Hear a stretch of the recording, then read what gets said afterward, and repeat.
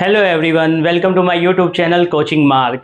Lastly हमने start किया था हमारा next lesson chapter 2 era of one party dominance, और इसके अंदर हमने पढ़ लिया था कि कैसे भारत के अंदर आज़ादी के बाद इलेक्शंस जो है वो कंडक्ट कराए गए, क्या क्या चैलेंजेस आए और कैसे सक्सेसफुली इलेक्शंस कंडक्ट कराने के बाद दुनिया भर के अंदर एक माइलस्टोन स्थापित हुआ कि भारत के अंदर यूनिवर्सल अडल्ट फ्रेंचाइज का जो ये एक्सपेरिमेंट है वो सक्सेसफुली कामयाब हो चुका है। आज हम करेंगे इससे आगे क्या पढ़ेंगे। आज हम पढ़ेंगे dominance of Congress in first 3 general elections, कि कैसे जब 3 आम चुनाव हुए, पहले 3 जनरल इलेक्शंस हुए तो उनमें कोई भी पार्टी नहीं जीत सकी, केवल और केवल कौन सी पार्टी जीतती रही? कांग्रेस पार्टी। उसी को आज हम लोग स्टार्ट करते हैं। आज की हमारी हेडिंग रहेगी कांग्रेस डोमिनेंस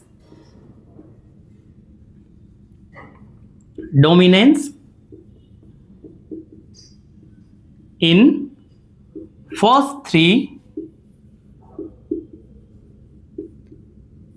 जनरल इलेक्शंस।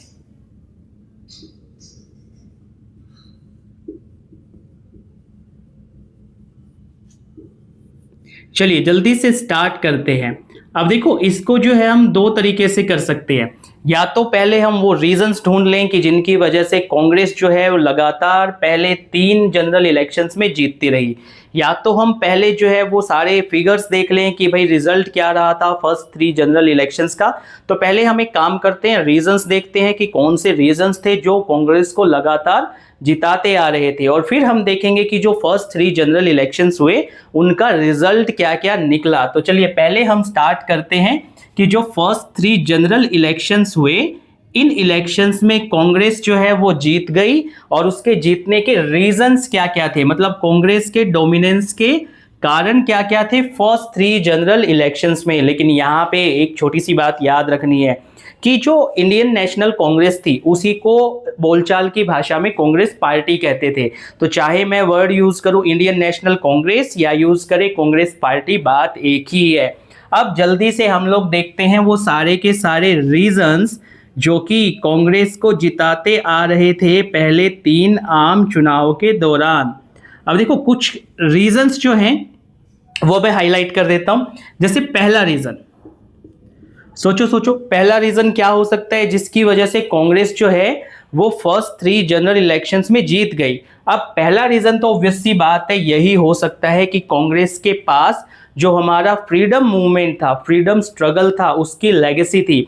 मतलब क्या कि इन जनरल इलेक्शंस में वही लोग कॉन्टेस्ट कर रहे थे जिन्होंने आज़ादी के लिए संघर्ष किया था। मतलब जब हमारा स्वतंत्रता संग्राम चल रहा था, फ्रीडम स्ट्रगल चल रहा था, तो जो लोग उस फ्रीडम स्ट्रगल में शामिल थे वही लोग इन इलेक्शंस में कॉन्टेस्ट कर रहे थे, पार्टिसिपेट कर रहे थे। और ऑब्वियस सी बात है, ऐसे लोगों को कौन पसंद नहीं करेगा जिन्होंने हमारी आज़ादी के लिए लड़ाई लड़ी है। तो ऐसे लोग जो है जब इलेक्शंस में कॉन्टेस्ट करते हैं तो वो जीत भी जाते हैं। तो पहला रीजन यही आता है कि Congress had inherited legacy of the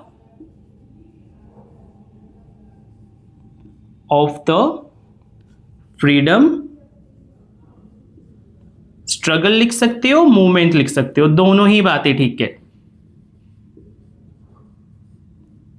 पहला रीजन अच्छे से समझ में आ गया होगा कि कांग्रेस के पास फ्रीडम स्ट्रगल की, फ्रीडम मूवमेंट की, आजादी के आंदोलन की लेगेसी थी, विरासत थी। उसी वजह से वो लोग जो है इन इलेक्शंस में अच्छा परफॉर्म कर पाए, इन इलेक्शंस को जीत पाए। अब आता है दूसरा रीजन। अब बात देखो, उस समय क्या था कि कांग्रेस ही एकमात्र ऐसी पार्टी थी, एक ऐसा दल था जिसकी ऑर्गेनाइजेशन पूरे देश में फैली हुई थी।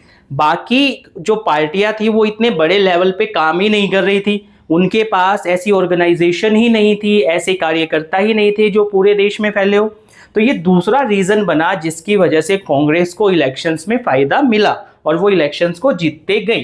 तो दूसरा रीजन क्या हो गया कि ऑर्गेनाइजेशन जो थी, कांग्रेस की ऑर्गेनाइजेशन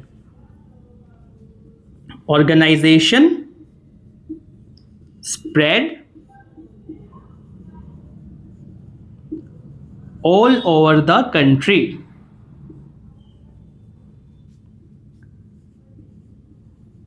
मैंने आपसे एक क्वेश्चन भी पूछा था एक बार कि भाई क्वेश्चन आ जाता है कि भाई भारत के दो बड़े दल उस समय कौन से थे। आजादी से पहले तो मुस्लिम लीग और कांग्रेस थे, और आजादी के बाद कांग्रेस जो है एकमात्र ही ऐसा पॉलिटिकल पार्टी था जो इतने बड़े स्तर पे काम कर रहा था। ठीक है, तो ये दूसरा रीजन हो गया कि organisation spread all over the country. पहला रीजन हो गया कि इनके पास हमारे फ्रीडम स्ट्रगल की विरासत थी।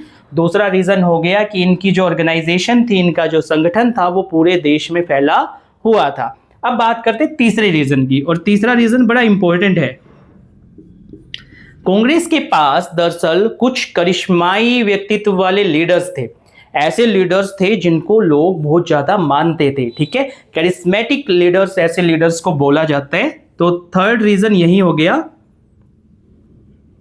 कि कांग्रेस के पास क्या थे, कैरिस्मेटिक लीडर्स थे। अब आप सोचोगे कि ये कैरिस्मेटिक लीडर्स कौन कौन थे। जैसे एग्जाम्पल के तौर पर हम बोल सकते हैं जेएल नेहरू,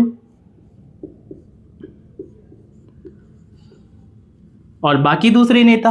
आप जेएल नेहरू को लोग देखो क्यों पसंद उस समय नहीं करेंगे। आपको पता है कि जेएल नेहरू जो है वो गांधी जी के साथ थे। आपको पता है कि जेएल नेहरू डेमोक्रेसी में विश्वास करते थे, जेएल नेहरू सेक्युलरिज्म में विश्वास करते थे, और जेएल नेहरू की जो सोच थी वो साइंटिफिक थी, है ना। इसीलिए इन्हें आधुनिक भारत के निर्माता भी कहा जाता है। आईआईएम हो, आईआईटीज हो, या तो डैम्स हो बड़े जो है वो, तो उन चीज़ों का श्रेय जो दिया जाता है वो सारा जेएल नेहरू को दिया जाता है। तो जेएल नेहरू जैसे लीडर्स को लोग पसंद करते थे।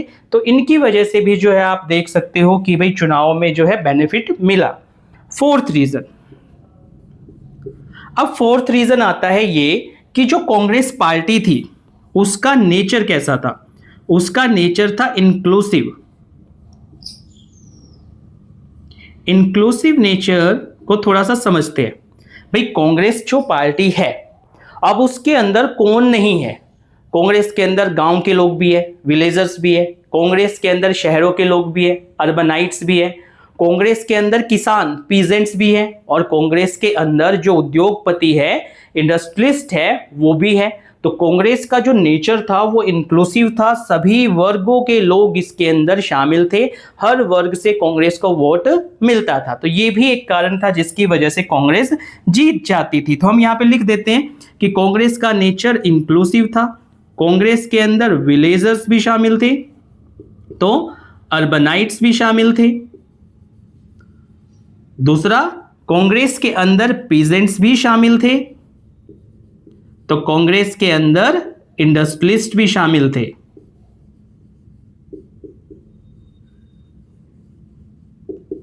कांग्रेस के अंदर लगभग हर एक ग्रुप के लोग जो है वो शामिल थे। ये भी एक कारण था जो कांग्रेस को जिताते आ रहा था। अब बात करते हैं हम लोग नेक्स्ट रीजन की। नेक्स्ट रीजन आता है कि कांग्रेस को जब आप देखोगे तो कांग्रेस के अंदर हर एक आइडियोलॉजी के लोग थे। हर एक विचारधारा को मानने वाले लोग कांग्रेस के अंदर थे। आप देखो सभी विचारों को मानने वाले, अलग अलग विचारों को मानने वाले लोग जब एक ही जगह पे होंगे तो उनके अपोजिशन में कौन होगा?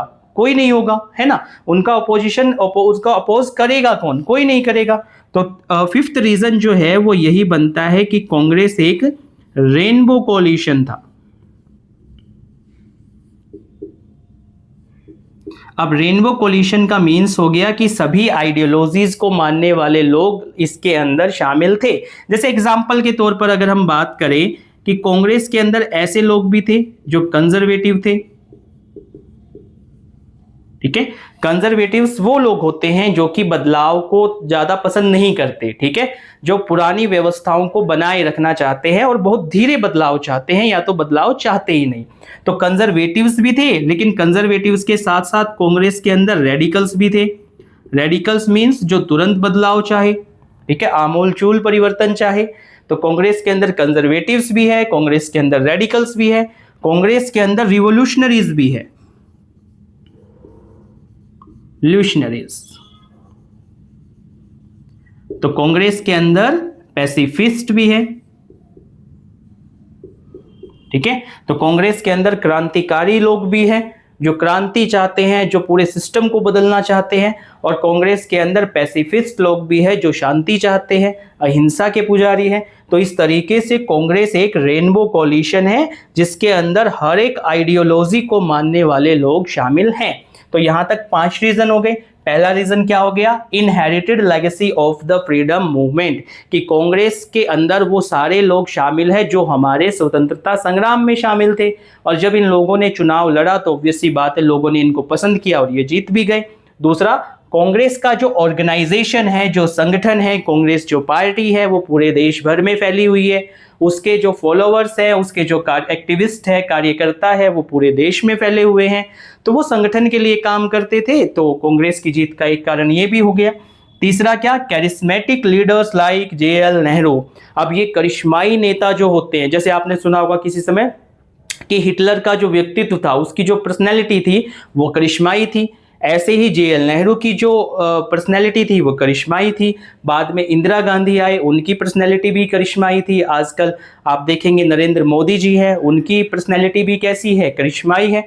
तो ऐसे लीडर्स को लोग जो है वो बड़ा मानते हैं, फॉलो करते हैं। उसके बाद हमने देखा कि कांग्रेस का नेचर इंक्लूसिव था। कांग्रेस के अंदर हर एक ग्रुप के, हर एक वर्ग के लोग शामिल थे, विलेजर्स हो, अर्बनाइट्स हो, पीजेंट्स हो, इंडस्ट्रियलिस्ट हो, वो सारे शामिल थे। और उसके बाद हमने देखा कि कांग्रेस एक रेनबो कॉलिशन था, मींस हर एक आइडियोलॉजी के लोग इसके अंदर शामिल थे, चाहे वो कंजर्वेटिव्स हो, रूढ़िवादी हो, चाहे वो रेडिकल्स हो, या आमूलचूल परिवर्तनवादी, या तो क्रांतिकारी हो, या तो शांति पसंद लोग हो, वो सारे के सारे इसके अंदर शामिल थे।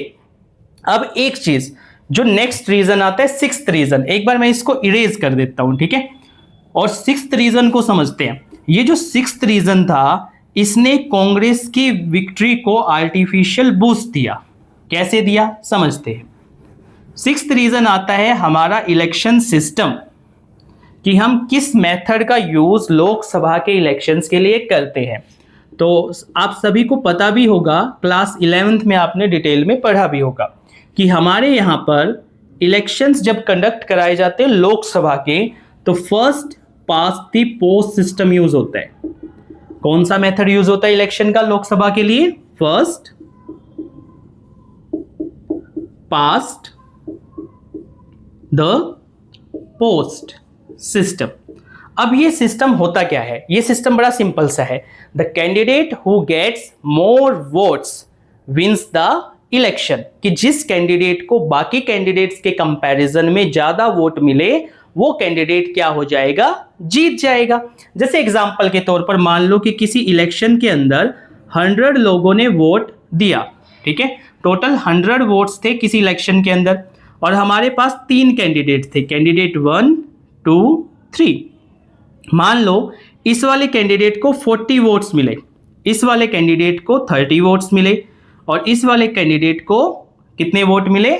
20 वोट जो है वो मिले। और एक कैंडिडेट और मान लो, क्योंकि हमने लास्ट किया था कि भारत में जो फर्स्ट इलेक्शन हुआ उसमें कंपटीशन कितना था कि 4 कैंडिडेट्स लगभग एक सीट से थे, तो मान लो इस कैंडिडेट को मिले 10 वोट्स, ठीक है, तो टोटल वोट्स कितने हो गए? 4 और 3 70, 90 और 100।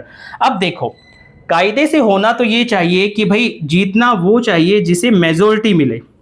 मेजोरिटी का मतलब होता है आधे से एक ज्यादा वोट। जैसे मान लो टोटल 100 वोट्स है, तो 100 का हाफ कर दो, कितना आ गया? 50, और उसमें 1 ऐड कर दो। तो होना तो ये चाहिए कि भाई जिसके पास मेजोरिटी है, जिसके पास आधे से एक ज्यादा वोट है, वो जीते। भाई जो जीत रहा है कम से कम उसे आधी आबादी तो पसंद करे। लेकिन ये वाला सिस्टम क्या कहता है कि जिस कैंडिडेट को बाकियों से ज्यादा वोट मिले, अब ये वाला कैंडिडेट है, इसको आधे वोट भी नहीं मिले लेकिन बाकियों से ज्यादा मिले, तो हम कहेंगे ये वाला कैंडिडेट क्या कर जाएगा? इलेक्शन को जीत जाएगा। और इसी सिस्टम ने कांग्रेस का भी साथ दिया, कांग्रेस को एक आर्टिफिशियल बूस्ट दिया इलेक्शंस के दौरान। अभी हम देखेंगे भी कि इस सिस्टम ने कांग्रेस की मदद कैसी की, ठीक है। तो ये वाला जो वोटिंग मेथड है, ये वाला जो इलेक्शन मेथड है, इस मेथड की वजह से भी कांग्रेस को जीतने में क्या मिली? हेल्प मिली। तो टोटल हमने 6 रीजंस देखे कि भाई वो कौन कौन से रीजंस थे जिनकी वजह से कांग्रेस का डोमिनेंस रहा फर्स्ट 3 जनरल इलेक्शंस में। एग्जाम पॉइंट ऑफ व्यू से बड़ा इंपॉर्टेंट क्वेश्चन है।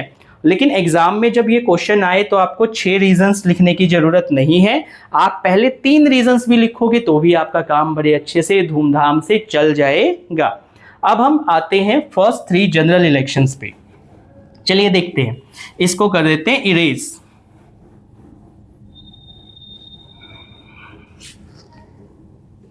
देखिएगा, पहले हम देखते हैं कि इंडिया में फर्स्ट जनरल इलेक्शन कब हुआ। अब आप सबको लास्ट लेक्चर में भी मैंने बताया था कि जो फर्स्ट जनरल इलेक्शन हुआ, फर्स्ट जनरल इलेक्शन, वो कब हुआ था? अक्टूबर 1951 से फेब 1952 तक। लेकिन उसे किस नाम से जाना जाता है? 1952 के जनरल इलेक्शन के नाम से जाना जाता है। तो फर्स्ट जनरल इलेक्शन हुआ 1952 में। अब एक बात बताओ, इंडिया में इलेक्शंस कितने साल के बाद होते हैं? अगर हम बात करें लोकसभा के इलेक्शंस की, तो सबको पता है कि इंडिया में जो इलेक्शंस होते हैं वो 5-5 साल के बाद होते हैं। तो इंडिया में जो सेकंड इलेक्शन होगा, सेकंड जनरल इलेक्शन, वो कब होगा? पहले वाले में 5 ऐड कर देंगे, सेकंड जनरल इलेक्शन, इसमें 5 ऐड कर देंगे। जैसे इसमें हम लोग 5 ऐड करेंगे तो सेकंड जनरल इलेक्शन जो है वो कब आ जाएगा? 1957 में। ये हमारा दूसरा आम चुनाव हुआ।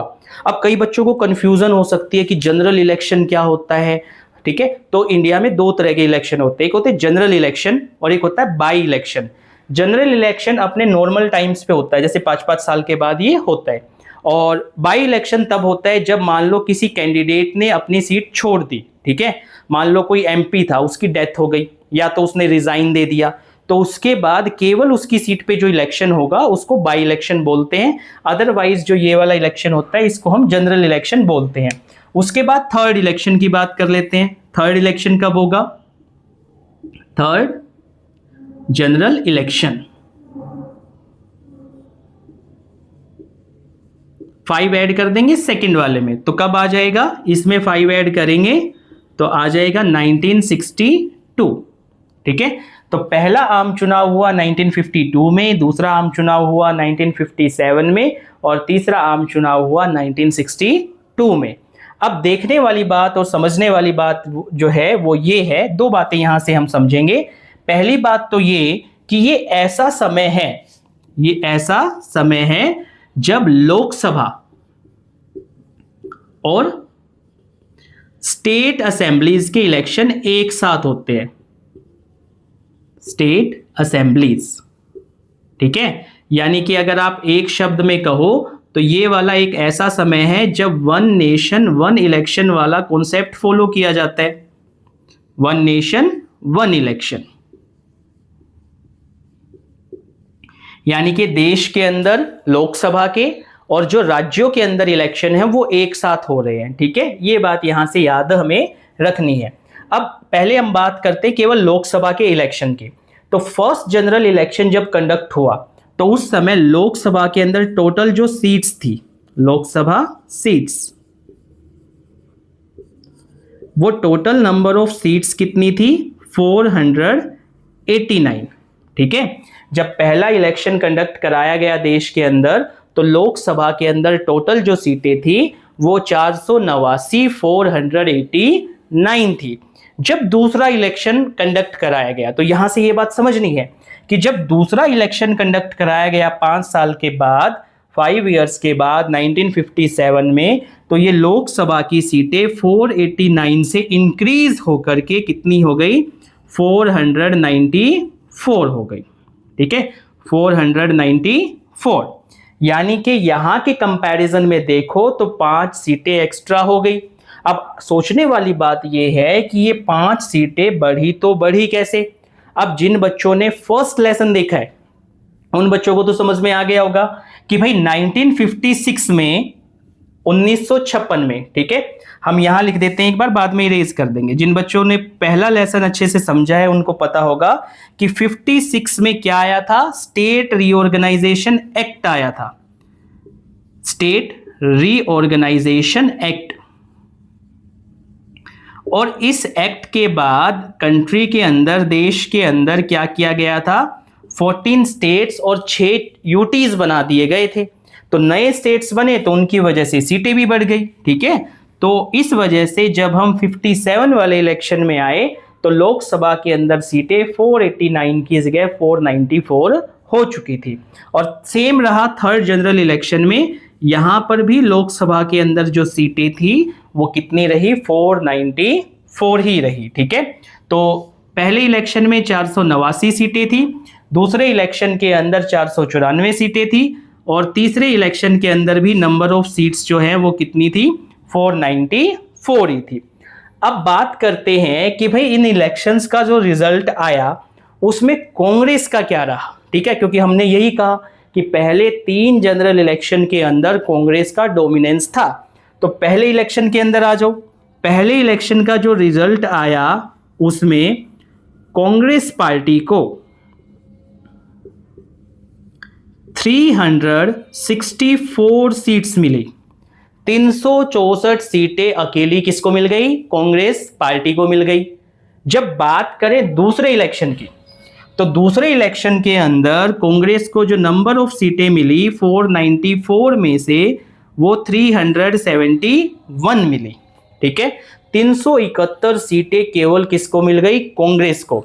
और तीसरा जब इलेक्शन आया तो कांग्रेस को जो सीटें मिली वो 361 मिली। अब आप कनेक्ट कर पा रहे होंगे ना कि वो रीजंस ने कैसे काम किया। अभी हमने रीजंस पढ़े थे कि कांग्रेस का डोमिनेंस रहा था फर्स्ट 3 जनरल इलेक्शन में, तो आप देख भी पा रहे हो कि मैक्सिमम सीटें जो मिल रही है वो किसको मिल रही है, कांग्रेस को। कितनी सीटें मिल रही हैं अगर आप समराइज करो तो, कि कांग्रेस को 3/4, ठीक है, 3/4 सीटें अकेले किसको मिल रही है, कांग्रेस पार्टी को मिल रही है। तीनों ही इलेक्शंस के अंदर 3/4 सीटें केवल किसको मिल जाती है, कांग्रेस, यानी 4 में से 3 सीटों पर कांग्रेस का कैंडिडेट जीत जाता था। अच्छा, बाकी पार्टियों का क्या हाल था, तो आप कहोगे बाकी पार्टियों के पास तो कांग्रेस के 1/10 के बराबर भी सीटें नहीं थी, 10वें हिस्से के बराबर भी सीटें नहीं आती थी, ठीक है। तो मान लो कांग्रेस पार्टी को 100 सीटें मिली, तो बाकी पार्टियों के पास तो 10 सीटें भी मुश्किल से आ पाती थी, वो भी नहीं आती थी। याद रहेगी ये बात कि कांग्रेस पार्टी के पास 3/4 सीटें जो है वो आ जाती थी, और बाकी पार्टियों के पास कांग्रेस का 1/10 भी नहीं आ पाता था। कांग्रेस के 10वें हिस्से के बराबर सीटें भी बाकी पार्टियों के पास आती नहीं थी। तो इस चीज को याद रखिएगा। चलिए आगे बात करते हैं। अब एक और बात जो समझने वाली है वो ये कि वो जो रीजंस मैंने बताए उनका प्रभाव इतना ज्यादा था कि बाकी कोई पार्टी कांग्रेस के पास आसपास ही नहीं थी, पास तो दूर की बात है, आसपास ही नहीं थी। जैसे फर्स्ट जनरल इलेक्शन को ही अगर हम लें तो कांग्रेस पार्टी के पास 364 सीटें आ गई 489 में से। इसके बाद जो पार्टी सेकंड नंबर पर रही उसका नाम क्या था, कम्युनिस्ट पार्टी ऑफ इंडिया, ठीक है। दूसरे नंबर पर कौन सी पार्टी रही, कम्युनिस्ट पार्टी ऑफ इंडिया। अब आप देखोगे कि जो कम्युनिस्ट पार्टी ऑफ इंडिया है जो सेकंड नंबर पर रही फर्स्ट जनरल इलेक्शन के अंदर, उसके पास केवल और केवल कितनी सीटें आई, केवल और केवल सीटें आई 16, ठीक है। सीपीआई के पास केवल और केवल सीटें कितनी आई, 16 सीटें आई, 16 सीटें। जो पार्टी फर्स्ट नंबर पे है, जो पार्टी जीती है, उसके पास 364 सीटें, और जो पार्टी सेकंड नंबर पर है कंट्री के अंदर लोकसभा के इलेक्शन में, फर्स्ट जनरल इलेक्शन में, उसके पास केवल सीटें हैं कितनी, 16 सीटें। तो ये जो गैप है ना, कितना बड़ा गैप है, आप लोग देख सकते हो कि कांग्रेस के पास बाकी पार्टियों के कंपैरिजन में कितना ज्यादा मतलब जो है नंबर ऑफ सीट्स थी। तो वो चीज यहां पर देखने वाली रहेगी। उसके बाद बात करते हैं, ठीक है, उसके बाद बात करते हैं हम लोग सेकंड जनरल इलेक्शन की। अब सेकंड जनरल इलेक्शन और फर्स्ट जनरल इलेक्शन के अंदर भी एक चीज और देख लेते हैं। ये तो बात हो गई लोकसभा की, ठीक है। लोकसभा के अलावा स्टेट असेंबलीज के इलेक्शन भी हो रहे थे, यहां पे मैंने बताया। अब स्टेट असेंबलीज के जो इलेक्शन हुए, फर्स्ट जनरल इलेक्शन 1952 वाले, ठीक है, 1952 वाले, तो कांग्रेस लोकसभा में तो जीत गई, ठीक है। लेकिन राज्यों में क्या हाल था, मैक्सिमम राज्यों में भी सरकार किसकी थी, कांग्रेस की ही थी। फर्स्ट जनरल इलेक्शन में मैक्सिमम राज्यों में भी सरकार किसकी थी, कांग्रेस की। अब कौन कौन से राज्यों की अगर हम बात करें जहां पे थोड़ा सा उसे प्रॉब्लम फेस करनी पड़ी, तो एक तो आप लोग याद रखना कि जम्मू एंड कश्मीर, जम्मू कश्मीर में जो है नेशनल कॉन्फ्रेंस की सरकार रहती थी, नेशनल कॉन्फ्रेंस, ठीक है। ये आप याद रखना, एनसीईआरटी में एक मैप भी दिया गया है कि भाई फर्स्ट जनरल इलेक्शन में लोकसभा में तो कांग्रेस जीत गई, राज्यों में भी कांग्रेस जीती, लेकिन कुछ राज्य एक्सेप्शन है, जैसे एक हो गया जम्मू कश्मीर, वहां पे किसकी सरकार बनी, नेशनल कॉन्फ्रेंस की सरकार बनी। कुछ राज्यों में कांग्रेस को थोड़ा सा मशक्कत करना पड़ा, वहां पे क्लियर मेजोरिटी नहीं मिली। जैसे एनसीईआरटी में मेंशन है कि एक तो त्रावणकोर कोचीन, त्रावणकोर कोचीन, ठीक है, ये क्या है, केरला का पार्ट है, ठीक है। त्रावणकोर कोचीन जो है वो आज के समय केरला का एक पार्ट है, तो उस समय का जो त्रावणकोर कोचीन था वो आज के केरला का एक पार्ट है, तो वहां पे थोड़ी सी मशक्कत करनी पड़ी। मद्रास में थोड़ी सी जो है कांग्रेस को मशक्कत करनी पड़ी, और मद्रास के अलावा अगर हम बात करें तो उड़ीसा में भी थोड़ी सी मशक्कत करनी पड़ी, लेकिन इन तीनों ही जगह पर फाइनली जोड़ तोड़ करके कोलिशन के थ्रू जो है इनकी सरकार बन गई, कांग्रेस की सरकार बन गई। तो आप कहोगे कि पहले जनरल इलेक्शन के बाद देश में लोकसभा में कांग्रेस की सरकार थी सेंटर में, और सभी राज्यों में भी कांग्रेस की सरकार थी एक्सेप्ट जम्मू कश्मीर को छोड़ करके, वहां नेशनल कॉन्फ्रेंस की सरकार थी। इन तीनों जगह पर भी कांग्रेस ने किसी तरह से अपनी सरकार बना ली थी, लेकिन मेंशन था एनसीईआरटी में तो हमने लिख दिया, ठीक है। वन लाइन में आप कहो, सिंगल लाइन में, तो देश भर में कांग्रेस की सरकार है, लोकसभा में भी, सेंटर में भी और राज्यों में भी एक्सेप्ट जम्मू एंड कश्मीर। बस ये बात आप लोग थोड़ा सा याद रखिएगा। अब हम लोग मूव ऑन करते हैं, इसको इरेज कर देते हैं, और अब हम लोग मूव ऑन करते हैं सेकेंड जनरल इलेक्शन में, ठीक है। ये फर्स्ट इलेक्शन का काम यहां तक हमारा कंप्लीट हो गया, इसको भी इरेज कर देते हैं, और अब मूव करते हैं सेकेंड जनरल इलेक्शन पे। देखिएगा, ये है सेकेंड जनरल इलेक्शन का रिजल्ट कि टोटल जो लोकसभा की सीटें थी, लोकसभा की टोटल जो सीट्स थी वो थी 494, कांग्रेस को कितनी मिली, 371, ये कांग्रेस पार्टी को मिली सीटें थी, ठीक है। अब यहां पर एक चीज जो समझने वाली है वो ये कि लोकसभा में तो सरकार रही किसकी, कांग्रेस की, राज्यों में भी सरकार किसकी रही, कांग्रेस की, लेकिन इस इलेक्शन के अंदर एक चीज जो यूनिक हुई वो हुई केरला के अंदर, ठीक है। इसको इरेज करते हैं और केरला के अंदर मूव ऑन करते हैं। ये छोटी सी एक केस स्टडी आपको दी गई है केरल की, कि भाई चलो राज्यों में भी कांग्रेस की सरकार है, लोकसभा में भी कांग्रेस की सरकार है, लेकिन 1957 में, मार्च 1957 में, ठीक है, इलेक्शन हुआ केरल के अंदर। मार्च 1957 में इलेक्शंस हुए कहां पर, केरल में। लोकसभा के भी हुए थे, स्टेट्स में भी साथ ही हो रहे थे, दूसरा चुनाव 57 में ही हुआ था, तो 57 में ऑब्वियस सी बात है केरल में भी इलेक्शन होगा। तो केरल के अंदर जब इलेक्शन हुआ तो वहां पे रिजल्ट थोड़ा सा चौंकाने वाला आ गया। हुआ क्या कि केरल के अंदर जो इलेक्शन हुआ, इसमें जो सरकार बनी वो कम्युनिस्ट पार्टी ऑफ इंडिया की लीडरशिप में डेमोक्रेटिक लेफ्ट फ्रंट की बन गई, ठीक है। तो यहां पे गठबंधन सरकार बनी, गठबंधन का नाम था डेमोक्रेटिक लेफ्ट फ्रंट, और इस गठबंधन का नेतृत्व कौन कर रही थी, कम्युनिस्ट पार्टी ऑफ इंडिया कर रही थी। तो केरल के अंदर जो चुनाव हुए, उन चुनावों में कम्युनिस्ट पार्टी ऑफ इंडिया की सरकार बन गई। अब ये जो है वो पूरी दुनिया के लिए अचंभे की बात थी, क्योंकि दुनिया भर में कम्युनिस्ट पार्टी की सरकारें बनती थी, लेकिन वो रिवॉल्यूशन के थ्रू बनती थी। लेकिन भारत में कम्युनिस्ट पार्टी की सरकार बनी, और वो कैसे बनी, इलेक्शन के थ्रू बनी। ये अपने आप में चौंकाने वाला एग्जाम्पल बन जाता है। अब केरल के अंदर जो टोटल विधानसभा में सीटें थी वो थी 126।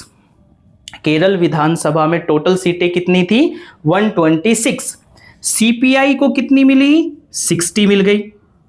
ये जो गठबंधन था इसको सीटें कितनी मिल गई, 60 सीटें मिल गई आउट ऑफ 126। इसको थोड़ा अच्छे से लिख देते हैं, समझने में आसानी होगी कि टोटल जो है 126 सीटें थी और उसमें से 60 सीटें किसको मिल गई, इनको मिल गई। लेकिन मेजोरिटी के लिए कितनी सीटें चाहिए थी भाई, सरकार बनाने के लिए कितनी सीटें चाहिए थी, तो सरकार बनाने के लिए जरूरी होता है आधे से एक ज्यादा, यानी 126 को 2 से डिवाइड करो, कितना आ गया 63, इसमें 1 जोड़ दो तो आ गया 64। यानी जिस पार्टी जिस कोalition को 64 सीटें मिलती वो सरकार बना सकता था केरल में। इनको सीटें कितनी मिली, 60 सीटें मिली। कांग्रेस को कितनी मिली, कांग्रेस को मिली 43, कांग्रेस पार्टी को सीटें मिली 43 आउट ऑफ 126। सरकार बनाने के लिए जरूरी कितनी है, 64, आधे से एक ज्यादा, टोटल सीट्स के आधे से एक ज्यादा सरकार बनाने के लिए जरूरी है।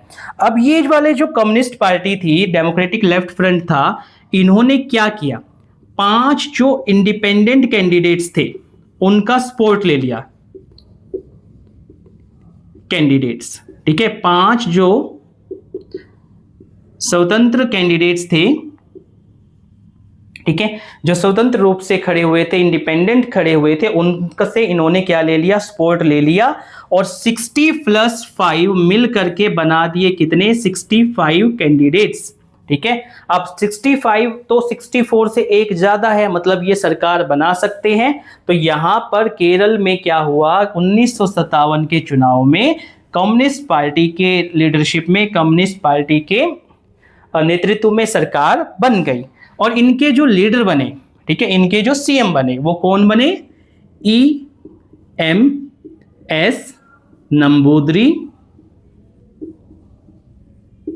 नंबूदरी पाल, ठीक है, ये जो है इनके क्या बन गए, सीएम कैंडिडेट बन गए, सीएम बन गए। अब कांग्रेस ने देखा कि भाई ये कैसे हो गया, यहां पे तो कम्युनिस्ट पार्टी की सरकार बन गई है ना, जबकि बाकी देश के अंदर सभी राज्यों में, लोकसभा में तो कांग्रेस की सरकार है। जम्मू कश्मीर तो चलो एक्सेप्शन है, वो अलग से चलता रहेगा, ठीक है। तो कांग्रेस को बुरा फील हुआ।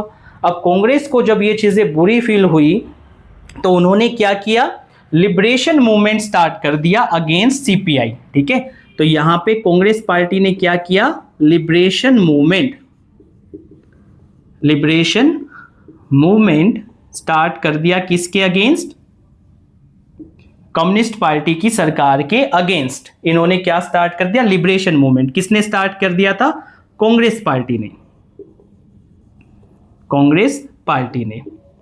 लिबरेशन मूवमेंट का मतलब होता है मुक्ति संघर्ष, कि हमें सीपीआई से यहां पर मुक्ति चाहिए। अब सोचने वाली बात है कि भाई जब कांग्रेस के पास इतने सारे रीजंस थे जीतने के, उसके बावजूद वो कौन से रीजन थे जिसकी वजह से सीपीआई यहां पर जीत गई। ये अपने आप में क्वेश्चन बनता है कि सीपीआई जीती तो जीती क्यों, है ना। तो सीपीआई के जीतने के मैं रीजंस भी बता देता हूं कि किन वजह से सीपीआई जो है वो यहां पे केरल में सरकार बना पाई। यहां लिखता हूं मैं ये रीजंस, कि जिन रीजंस की वजह से इन्होंने सरकार बनाई। अब देखो 2 रीजन यहां पे देखे जा सकते हैं। पहला रीजन तो ये आता है कि कांग्रेस के अंदर आंतरिक कलह चल रही थी, कांग्रेस के अंदर आंतरिक गुटबाजी चल रही थी, जिसकी वजह से वो यहां पे हारे, मतलब उन्हीं के लोगों ने उनका साथ नहीं दिया। तो पहला रीजन तो हो गया इंटरनल स्ट्राइफ, आंतरिक गुटबाजी, जिसकी वजह से कांग्रेस हार गई। दूसरा क्या, कि सीपीआई जब आई तो उन्होंने चुनाव लड़ा था इस बात पर कि जैसे ही उनकी सरकार बनेगी तो वो लोग लैंड रिफॉर्म्स करेंगे, ठीक है, भूमि सुधार करेंगे। और इसी की वजह से जो गरीब लोग थे, जो किसान थे, वो सीपीआई का साथ देने लग गए, ठीक है। उस समय वहां पे सबसे ज्यादा जो जरूरत थी वो लैंड रिफॉर्म्स की थी, भूमि सुधारों की ही थी। तो इस वजह से लोगों ने कांग्रेस का साथ न दे करके सीपीआई का साथ दिया। 2 रीजंस हो गए, इंटरनल स्ट्राइफ और लैंड रिफॉर्म्स। कांग्रेस में गुटबाजी थी जिसकी वजह से वो केरला में हार गई, और सीपीआई ने दूसरा क्या, लैंड रिफॉर्म्स का वादा किया था, सोशल जस्टिस का वादा किया था, उनकी वजह से भी वो जीत गई। अब जैसे ही सीपीआई जीती, मैंने बताया कांग्रेस पार्टी ने क्या किया, लिबरेशन मूवमेंट स्टार्ट कर दिया, ठीक है, मतलब सीपीआई के विरुद्ध जो है आंदोलन वहां पे शुरू कर दिया कि हमें यहाँ पे सीपीआई से मुक्ति चाहिए। लेकिन इसके अलावा जो दूसरी चीज क्या की, क्योंकि सेंटर में कांग्रेस की सरकार थी और हमारे कॉन्स्टिट्यूशन में एक आर्टिकल है जिसको बोलते हैं हम लोग आर्टिकल 356, प्रेसिडेंट रूल वाला, राष्ट्रपति शासन लागू करने वाला, प्रेसिडेंट रूल। ठीक है, ये आर्टिकल कहता है कि यदि कोई स्टेट गवर्नमेंट, यदि कोई राज्य सरकार संविधान के अनुसार अपनी सरकार, अपनी व्यवस्था को नहीं चला रही है, तो गवर्नर की सिफारिश पर, राज्यपाल की सिफारिश पर वहां पर राष्ट्रपति शासन लगाया जा सकता है और वहां की सरकार को बर्खास्त किया जा सकता है।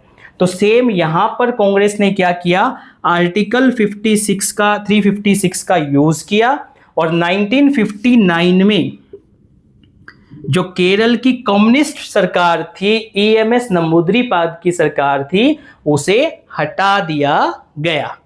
तो इस तरीके से केरल की सरकार को हटाया गया। तो वहां पर उसके बाद फिर क्या हुआ, कांग्रेस की सरकार बन गई। तो आप कहो कि सेकंड जनरल इलेक्शन हो, फर्स्ट जनरल इलेक्शन हो या तो थर्ड जनरल इलेक्शन हो, कांग्रेस का जो डोमिनेंस है, जो रीजंस मैंने बताए और ये जो फैक्ट्स मैंने यहां पे बताए, इन वजह से रहा। अब इसको कर देते हैं इरेज करने के बाद आते हैं एक बार फिर से first pass the post system पे।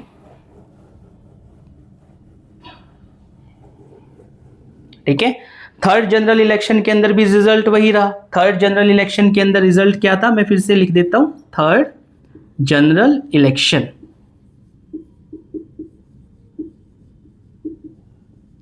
ठीक है, थर्ड जनरल इलेक्शन, इसमें भी रिजल्ट क्या निकल करके आया था, वही कि 361 सीटें आई किसके पास, कांग्रेस के पास। कितने में से, 494 में से।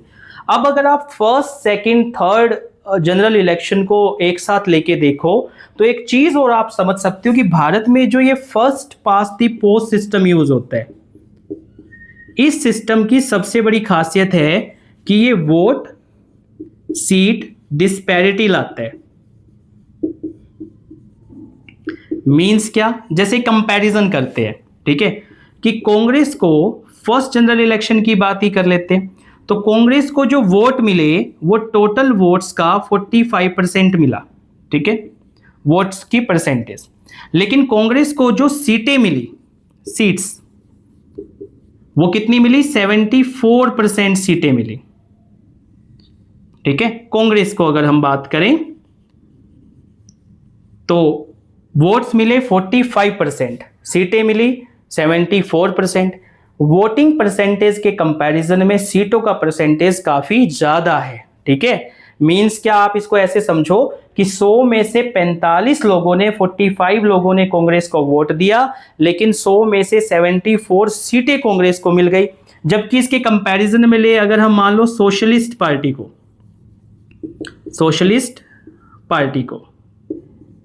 तो सोशलिस्ट पार्टी को देखें तो वोट मिले 10%, लेकिन सीटें मिली 3% से भी कम। ठीक है, तो ये वाला जो सिस्टम है वो इस तरीके से नंबर ऑफ वोट्स कम मिलने के बाद भी ज्यादा सीटें दिला देता है। इसी को मैं कह रहा था, आर्टिफिशियल बूस्ट दिया किसको, कांग्रेस पार्टी को, इसी सिस्टम ने कम। अच्छा, अब ये देखो, यहां पे ये बात भी नोट करना कि कांग्रेस को 45% वोट मिले तो 55% वोट तो अपोजिट पार्टीज को, अपोजिशन को मिले होंगे, विरोधी पार्टियों को मिले होंगे। वो वोट्स जो हैं वो उनको जीत नहीं दिला सके। क्यों? क्योंकि वो वोट बाकी पार्टियों में बट गए। ठीक है, तो ये सिस्टम था जिसकी वजह से कांग्रेस को जो है जीत हासिल हुई। कांग्रेस का डोमिनेंस रहा कब, फर्स्ट 3 जनरल इलेक्शंस के अंदर। तो होप सो ये लेक्चर आपको समझ में आया होगा। अगर आपको लेक्चर अच्छा लगा तो मेरे चैनल को सब्सक्राइब कीजिए, लाइक कीजिए। Thank you.